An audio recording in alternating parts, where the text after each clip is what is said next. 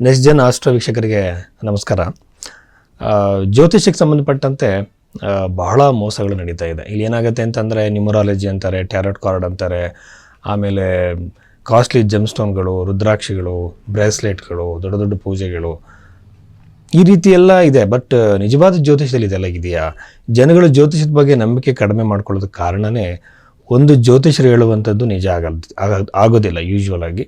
ಎರಡನೇದಾಗಿ ಬಂದು ಈ ಥರ ಕಾಸ್ಟ್ಲಿ ಪೂಜೆಗಳು ಮತ್ತು ಏನೇನೋ ಹೊಸದು. ಈಗ ಒಂದು ಪೇಪರಲ್ಲಿ ನಿಮ್ಮ ಪ್ರಾಬ್ಲಮ್ನ ಬರೆಸುಟ್ಟಾಕಿ ಅಂತಾರೆ, ನಂಬರ್ನ ಕೈಲಿ ಬರ್ಕೊಳ್ಳಿ ಅಂತಾರೆ. ಇದೆಲ್ಲ ಜ್ಯೋತಿಷದಲ್ಲಿ ಇದೆಯಾ ಅಂದರೆ ಖಂಡಿತವಾಗ್ಲೂ ಇಲ್ಲ. ಬೃಹತ್ ಪರಾಶರ ಹೋರಾಶಾಸ್ತ್ರದಲ್ಲಿ ಇರುವಂಥದ್ದು ಏನಂದರೆ, ನಮ್ಮ ಕರ್ಮಕ್ಕೆ ಅನುಸಾರವಾಗಿ ನಾವು ಈ ಜನ್ಮವನ್ನು ಪಡೆದಿದ್ದೀವಿ. ಆ ಜನ್ಮದಲ್ಲಿ ನಮಗೆ ಏನೇ ನಡಿಬೇಕು ಅನ್ನೋದು ಪ್ರೀ ಡೆಸ್ಟೈನ್ಡ್ ಆಗಿರುತ್ತೆ. ಎಲ್ಲದನ್ನು ಬದಲಾವಣೆ ಮಾಡೋಕ್ಕೆ ಸಾಧ್ಯ ಇಲ್ಲ. ಪ್ರಾರಬ್ಧ ಕರ್ಮ, ಕ್ರಿಯಾಮಾನ ಕರ್ಮ, ಸಂಚಿತ ಕರ್ಮ, ಈ ಮೂರು ಕರ್ಮಗಳಲ್ಲಿ ಕ್ರಿಯಾಮಾನ ಕರ್ಮದಲ್ಲಿ ಮಾತ್ರ ಸ್ವಲ್ಪ ಕಂಟ್ರೋಲ್ ನಮಗಿರುತ್ತೆ. ಆದರೆ ಪರಾಶರ ಮಹರ್ಷಿ ಹೇಳುವ ಹಾಗೆ ಕೆಲವು ಬದಲಾವಣೆಗಳು ಅಂದರೆ ಮಂತ್ರ ಜಪಗಳು, ಆಮೇಲೆ ದಾನಗಳನ್ನು ಮಾಡೋದ್ರಿಂದ ಅದರ ಒಂದು ಪರಿಣಾಮ ಕಡಿಮೆ ಆಗುತ್ತೆ. ಇಡೀ ಡೆಸ್ಟಿನಿನ ಯಾರೂ ಚೇಂಜ್ ಮಾಡೋಕ್ಕಾಗಲ್ಲ. ಆದರೆ ಈಗ ಮಳೆನ ತಡೆಯೋಕ್ಕಾಗಲ್ಲ. ನಾವೊಂದು ಛತ್ರಿನ ಯೂಸ್ ಮಾಡೋ ಹಾಗೆ ನಾವು ನಮ್ಮ ಕರ್ಮಫಲವನ್ನು ಸ್ವಲ್ಪ ಪ್ರಮಾಣದಲ್ಲಿ ಕಡಿಮೆ ಮಾಡಬಹುದು. ಸೊ ಇದು ಜ್ಯೋತಿಷ್ಯದ ಮೂಲ ಸಿದ್ಧಾಂತ. ಜೊತೆಯಲ್ಲಿ ಜ್ಯೋತಿಷ್ಯ ಅನ್ನುವಂಥದ್ದು ಆಧ್ಯಾತ್ಮಿಕವಾಗಿ ನಾವು ಯಾವ ಮಟ್ಟದಲ್ಲಿದ್ದೀವಿ, ಮೋಕ್ಷ ಪಡೆಯುವುದು ನಮ್ಮ ಪರಮೋಚ್ಚ ಗುರಿ ಆಗಿರೋದ್ರಿಂದ ಹಿಂದೂ ಧರ್ಮದಲ್ಲಾಗಿರ್ಬೋದು, ಜೈನ ಧರ್ಮ ಆಗಿರ್ಬೋದು, ಬೌದ್ಧ ಧರ್ಮ ನೀವು ತಗೊಳ್ಳಿ, ಎಲ್ಲದಲ್ಲೂ ಕೂಡ ಮೋಕ್ಷದ ಬಗ್ಗೆ ಹೇಳಲಾಗಿದೆ. ಇದರ ಒಂದು ಪರಮೋಚ್ಚ ಗುರಿಯಲ್ಲಿ ನೀವು ಎಲ್ಲಿದ್ದೀರಾ ಅನ್ನೋದನ್ನು ತಿಳ್ಕೊಳ್ಳೋದಕ್ಕೆ ಜ್ಯೋತಿಷ್ಯವನ್ನು ತಿಳ್ಕೊಬೇಕಾಗತ್ತೆ, ನೋಡಬೇಕಾಗತ್ತೆ. ಸೊ ಅದ್ರ ಜೊತೆಯಲ್ಲಿ ಇನ್ನೊಂದು ವಿಚಾರ ಏನಂತಂದರೆ, ಪರಿಹಾರಗಳಂತ ಬಂದಾಗ ಮಂತ್ರ ಜಪಗಳಿಂದ ಅದು ನಾವೇ ಸ್ವತಃ ಮಾಡ್ಕೋಬೋದು. ದಾನಗಳನ್ನು ನಾವೇ ಸ್ವತಃವಾಗಿ ಮಾಡ್ಬೋದು. ಇನ್ನೊಬ್ಬರು ಮಾಡುವಂಥ ಅಗತ್ಯ ಇರಲ್ಲ. ಕೆಲವು ಸಂದರ್ಭಗಳಲ್ಲಿ ಮಾತ್ರ ಸಿದ್ಧಿ ಇರುವಂಥವ್ರು, ಹಾಗೆಯೇ ಅನುಭವ ಇರುವಂಥವ್ರು ನಮಗೋಸ್ಕರ ಮಂತ್ರ ಜಪಗಳನ್ನು ನಿಸ್ವಾರ್ಥ ಭಾವನೆಯಿಂದ ಮಾಡಿದ್ರೆ ಅದು ಪರಿಣಾಮ ಆಗುತ್ತೆ. ಸೊ ಇದು ಬಂದು ಜ್ಯೋತಿಷ್ಯದ ಪರಿಹಾರಗಳ ಬಗ್ಗೆ ಇರುವಂತಹ ಮುಖ್ಯವಾಗಿರುವಂಥ ವಿಚಾರ. ಇನ್ನು ಎರಡನೇದಾಗಿ ಬಂದು ಜ್ಯೋತಿಷ ಹೇಳೋದು ಯಾಕೆ ನಿಜ ಆಗಲ್ಲ ಅಂದರೆ, ಬರ್ತ್ ಟೈಮು ಕರೆಕ್ಟಾಗಿರಲ್ಲ. ಯಾಕೆಂತಂದರೆ ಒಂದೇ ತಾಯಿ ಹೊಟ್ಟೆಲಿ ಹುಟ್ಟಿದಂತಹ ಅವಳಿ ಜವಳಿ ಮಕ್ಕಳಲ್ಲಿ ಕೇವಲ 30 ಸೆಕೆಂಡ್ಸ್, 1 ಮಿನಿಟ್ 2 ಮಿನಿಟ್ಸ್ ಡಿಫರೆನ್ಸ್ ಇರುತ್ತೆ. ಸೊ ಈ ಸಂದರ್ಭದಲ್ಲಿ ನೀವು ನ್ಯೂಮರಾಲಜಿನೇ ತಗೊಳ್ಳಿ. ಒಂದು ದಿನ ಹುಟ್ಟಿದವ್ರದ್ದು ಎಲ್ಲರದು, ಒಂದು ಡೇಟಲ್ಲಿ ಹುಟ್ಟಿದವ್ರು ಎಲ್ಲರದು ಜೀವನ ಒಂದೇ ಥರ ಇರಲ್ಲ. ಒಂದೇ ದಿನ ಹುಟ್ಟಿದಂತಹ ಮಕ್ಕಳ ಜೀವನ ಒಂದೇ ಥರ ಇರಲ್ಲ. ಇದಕ್ಕೆ ಕಾರಣ ಏನು ಅಂತಂದರೆ, ಪರಾಶರ ಮಹರ್ಷಿಗಳು ಆಗಲೇ ಹೇಳಿದ್ದಾರೆ ಷಷ್ಠಾಂಶವನ್ನು ಉಪಯೋಗಿಸಿ ಅಂತೇಳಿ. ಅಲ್ಲಿ ಏನಾಗುತ್ತೆ, 2 ನಿಮಿಷಕ್ಕೆ 1 ನಿಮಿಷಕ್ಕೆ ಜಾತಕ ಬದಲಾವಣೆ ಆಗುತ್ತೆ.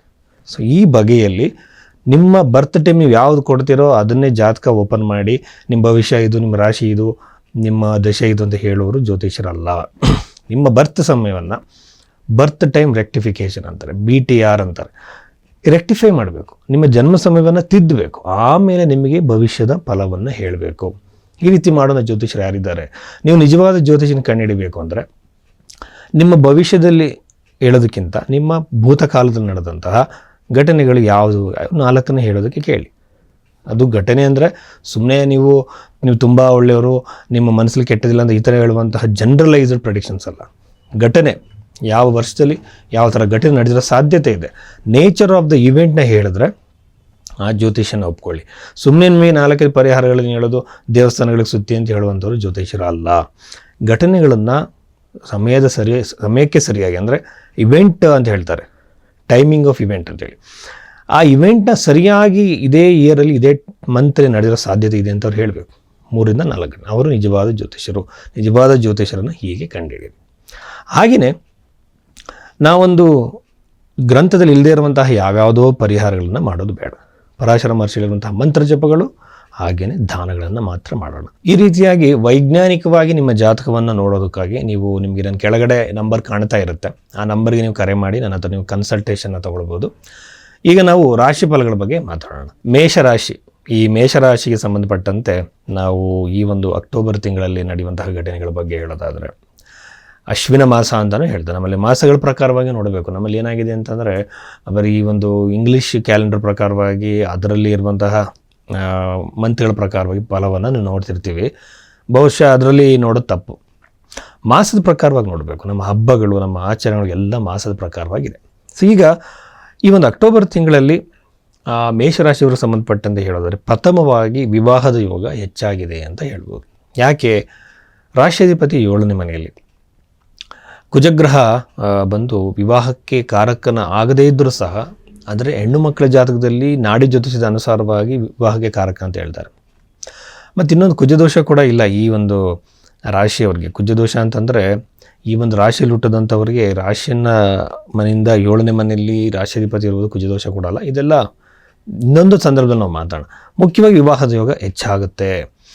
ಮದುವೆ ಆಗದೇ ಇದ್ದಂಥವ್ರಿಗೆ ಸಂಬಂಧಗಳು ಬರುವಂತಹ ಸಾಧ್ಯತೆ, ವಿವಾಹ ಆಗೋ ಸಾಧ್ಯತೆ, ಎಂಗೇಜ್ಮೆಂಟ್ ಆಗೋ ಸಾಧ್ಯತೆ ಬಹಳ ಹೆಚ್ಚಾಗಿ ಇರುತ್ತೆ. ಮತ್ತು ಇದು ಇನ್ನೂ ಹೆಚ್ಚು ದಿನಗಳ ಕಾಲ ಈ ರಾಶಿಯಲ್ಲಿಯೇ ಈ ಒಂದು ಕುಜಗ್ರಹ ಇರುವಂಥದ್ದು ವಿವಾಹಕ್ಕೆ ಬಹಳ ಮುಖ್ಯ. ಆದರೆ ದಂಪತಿಗಳಲ್ಲಿ ಕಲಹ, ಕಿರಿಕಿರಿಗಳು, ಇಶ್ಯೂಸ್ಗಳನ್ನು ನೋಡಬೇಕಾಗುತ್ತೆ. ಆಮೇಲೆ ಇನ್ನೊಂದು ಸಮಸ್ಯೆ ಇದೆ, ಏನಂದರೆ ಬುಧಗ್ರಹ ಕೂಡ ಈಗ ಸಪ್ತಮ ಭಾವಕ್ಕೆ ಬಂದಿರುವಂಥದ್ದು. ಇದನ್ನು ನೀವು ಗಮನದಲ್ಲಿಟ್ಕೋಬೇಕು. ಓವರಾಲ್ ಹಾರೋಸ್ಕೋಪನ್ನು ಯಾವ ವಿಧದಲ್ಲಿ ನೋಡಬೇಕು ಅಂತಂದರೆ, ನಾವು ಕಂಪ್ಲೀಟಾಗಿ ರಾಶಿ, ನವಾಂಶ, ಆಮೇಲೆ ಷೋಡಶ ವರ್ಗಗಳು, ಅದರ ಜೊತೆಲಿ ನಾವು ಅಷ್ಟಕ ವರ್ಗ, ಆಮೇಲೆ ಇದನ್ನು ನಾವು 3-4 ಥರದ ಲಗ್ನಗಳಲ್ಲಿ ನೋಡಬೇಕಾಗತ್ತೆ. ಬಟ್ ಏನಕ್ಕೆ ರಾಶಿ ಭವಿಷ್ಯ ಅಂತಂದರೆ, ನಾನು ಫಲದೀಪಿಕದಲ್ಲಿ ಇರುವಂತಹ ಒಂದು ಪ್ರಿನ್ಸಿಪಲ್ಸ್ಗಳನ್ನು ಇಲ್ಲಿ ಜಾಸ್ತಿ ಇಂಪಾರ್ಟೆಂಟಾಗಿ ನಾನು ಹೇಳ್ತಾ ಇದ್ದೀನಿ. ಫಲದೀಪಿಕ ಬಹಳ ಶ್ರೇಷ್ಠವಾಗಿರೋ ಗ್ರಂಥ, ಇದರಲ್ಲಿ ಇರುವಂಥದ್ದು ನಾನು ಹೇಳ್ತಾ ಇದ್ದೀನಿ. ಇಲ್ಲಿ ನಾವು ಬಹಳ ಮುಖ್ಯವಾಗಿ ಗಮನಿಸಬೇಕಾದ್ರೆ, ಇದು ವೈವಾಹಿಕ ಜೀವನದಲ್ಲಿ ಕಿರಿಕಿರಿ, ದಾಂಪತ್ಯದಲ್ಲಿ ಸಮಸ್ಯೆಗಳನ್ನು ಕೊಡುತ್ತೆ. ಆಮೇಲೆ ಇನ್ನೊಂದೇನೆಂದರೆ, ಪಂಚಮ ಭಾವದಲ್ಲಿ ಕೇತು ಮತ್ತು ಶುಕ್ರ ಎರಡೂ ಇರೋದ್ರಿಂದ ಏನಾಗುತ್ತೆ ಅಂದರೆ, ವಿದ್ಯಾರ್ಥಿಗಳಲ್ಲಿ ಸ್ವಲ್ಪ ಏಕಾಗ್ರತೆಯ ಕೊರತೆ ಬರುತ್ತೆ. ಕಾನ್ಸಂಟ್ರೇಷನ್ನಲ್ಲಿ ಸಮಸ್ಯೆಗಳು ಬರ್ಬೋದು. ಯೂಶ್ವಲಾಗಿ ಅನವಶ್ಯಕವಾದಂತಹ ಪ್ರೇಮ ಪ್ರಸಂಗದಲ್ಲಿ ಸಿಲುಕುವಂಥ ಸಾಧ್ಯತೆಗಳು ಈ ರಾಶಿಯವರಿರುತ್ತೆ. ಯೂಶ್ವಲಾಗಿ ರಾಶಿಯವರಿಗೆ ಅವಸರದ ಸ್ವಭಾವ, ಕೋಪದ ಸ್ವಭಾವ, ಮತ್ತು ಒಂದು ರೀತಿ ಯಾವಾಗಲೂ ಒಂದು ಅಗ್ರೆಸಿವ್ನೆಸ್. ಸುಮಾರು ಜನ ನನಗೆ ಗೊತ್ತಿರೋರೆಲ್ಲ ಮೇಷರಾಶಿ ಹೊಡೆದವರೆಲ್ಲ ಆರ್ಮಿ, ಪೊಲೀಸ್ ಡಿಪಾರ್ಟ್ಮೆಂಟಲ್ಲಿದ್ದಾರೆ. ಈ ಅಗ್ರೆಸಿವ್ನೆಸ್ ಪ್ರೀತಿಯಲ್ಲಿ ಬೀಳುವಂಥ, ಪ್ರೀತಿಯಲ್ಲಿ ಮತ್ತೆ ಮೋಸ ಆಗುವಂಥ ಸಾಧ್ಯತೆ. ಸಂತಾನಕ್ಕಾಗಿ ಪ್ರಯತ್ನ ಪಡೆದಿರುವಂಥ ದಂಪತಿಗಳಿಗೆ ಅಷ್ಟು ಒಳ್ಳೆಯದಲ್ಲ. ಆಮೇಲೆ ಶುಭ ಸ್ಥಳಗಳಿಗೆ, ಪುಣ್ಯಕ್ಷೇತ್ರಗಳಿಗೆ, ಶಕ್ತಿ ಕ್ಷೇತ್ರಗಳಿಗೆ ಭೇಟಿ ಕೊಡುವಂತಹ ಅವಕಾಶ, ಸಾಧ್ಯತೆ ಈ ಒಂದು ಮೇಷರಾಶಿಯವರಿಗೆ ಈ ಒಂದು ಅಕ್ಟೋಬರ್ ತಿಂಗಳಿಗೆ ಹೆಚ್ಚಾಗಿರುತ್ತೆ. ಪುಣ್ಯಕ್ಷೇತ್ರಗಳು ಅಂತಂದರೆ ಈ ಒಂದು ಗುರುವಿನ ಕ್ಷೇತ್ರಗಳಿಗೆ, ಈಗ ಸಾಯಿಬಾಬಾನನ್ನು ತಗೊಳ್ಳಿ, ದತ್ತಸ್ವಾಮಿನ ತಗೊಳ್ಳಿ, ಈ ರೀತಿಯಾದಂಥ ಕ್ಷೇತ್ರಗಳಿಗೆ ಹೋಗೋ ಅವಕಾಶ ಹೆಚ್ಚಾಗಿ ಇದೆ. ನಮಸ್ಕಾರ. ಯೂಶ್ವಲಾಗಿ ಇದು ಏನಾಗುತ್ತೆ ಅಂತಂದರೆ, ಈ ರಾಶಿ ಫಲ ಅನ್ನೋದು ಒಂದು ಇಂಡಿಕೇಷನ್ಸ್ ಅಷ್ಟೇ, ಜನರಲೈಸ್ಡ್ ಇಂಡಿಕೇಷನ್ಸ್. ಬಟ್ ನಾವು ಈಗ ಫಾರ್ ಎಕ್ಸಾಂಪಲು, ಈಗ ಡೈವೋರ್ಸ್ ಇದೆ ಅಂತ ನಾವು ಹೇಳ್ತೀವಿ ಅಂದ್ಕೊಳ್ಳಿ. ಡೈವೋರ್ಸ್ ಇದೆ ಅಂತೇಳಿ ರಾಶಿಯಿಂದ ಗೊತ್ತಾಗಲ್ಲ. ರಾಶಿಯಿಂದ ನೋಡಿದ್ವಿ, ಲಗ್ನದಿಂದ ನೋಡಬೇಕು, ಪಾದಲಗ್ನದಿಂದ ನೋಡಬೇಕು, ಉಪಪಾದ ಲಗ್ನದಿಂದ ನೋಡಬೇಕು, ಅಷ್ಟಕ ವರ್ಗದಲ್ಲಿ ನೋಡಬೇಕು, ನವಾಂಶದಲ್ಲಿ ನೋಡಬೇಕು, ದಶೆಯಲ್ಲಿ ನೋಡಬೇಕು. ಅದಾದ ಮೇಲೆ ಬೇರೆ ಬೇರೆ ಕಂಡೀಷನಲ್ ದಶೆಗಳನ್ನು ಉಪಯೋಗಿಸ್ಬೇಕು. ಇದರಲ್ಲಿ ನಿಮಗೆ ಯೋಗಿನಿ ದಶೆ ಇದೆ. ಅದಾದಮೇಲೆ ತುಂಬ ಜನ ವಿಂಶೋತ್ತರಿ ದಶೆನೇ ಒಂದೇ ಇರೋದು ಅಂದ್ಕೊಂಡಿದ್ದಾರೆ. ಅದಾದಮೇಲೆ ಜಮಿನಿ ಚರ ದೇಶ ಇದೆ, ಮಂಡುಕ ದೇಶ ಇದೆ. ಇದನ್ನೆಲ್ಲ ಉಪಯೋಗಿಸಿ ಒಂದು ಪರ್ಟಿಕ್ಯುಲರ್ ಕನ್ಕ್ಲೂಷನ್ಗೆ ನಾವು ಬರಬೇಕು ಅಂತಂದರೆ ಹಾರೋಸ್ಕೋಪ್ನ ಚೆನ್ನಾಗಿ ಅಬ್ಸರ್ವ್ ಮಾಡಬೇಕು. ಅದರದ್ದೇ ಆಗಿರೋ ಟೈಮ್ ಹಿಡಿಯುತ್ತೆ. ಇದರ ಜೊತೆಯಲ್ಲಿ ಜಾತಕದಲ್ಲಿ ನಮಗೆ ಸ್ಯಾಟಿಸ್ಫೈ ಆಗಿಲ್ಲ ಅಂದರೆ ಹಸ್ತವನ್ನು ನೋಡಿ ಅಲ್ಲಿರುವಂಥ ರೇಖೆಗಳನ್ನು ಕೂಡ ನಾವು ನೋಡಬೇಕಾಗತ್ತೆ. ಎಲ್ಲ ನೋಡಿ ಒಂದು ಕನ್ಕ್ಲೂಷನ್ಗೆ ಬರಬೇಕು. ಸೊ ಇದಕ್ಕೆ ಟೈಮ್ ಹಿಡಿಯುತ್ತೆ.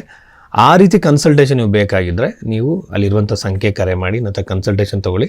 ಜಾತಕವನ್ನು ತುಂಬ ವಿಶ್ಲೇಷಣೆ ಮಾಡಿ ನಾನು ನಿಮಗೆ ಪ್ರೆಡಿಕ್ಷನ್ಸ್ನ ಕೊಡ್ತೀನಿ. ನಮಸ್ಕಾರ.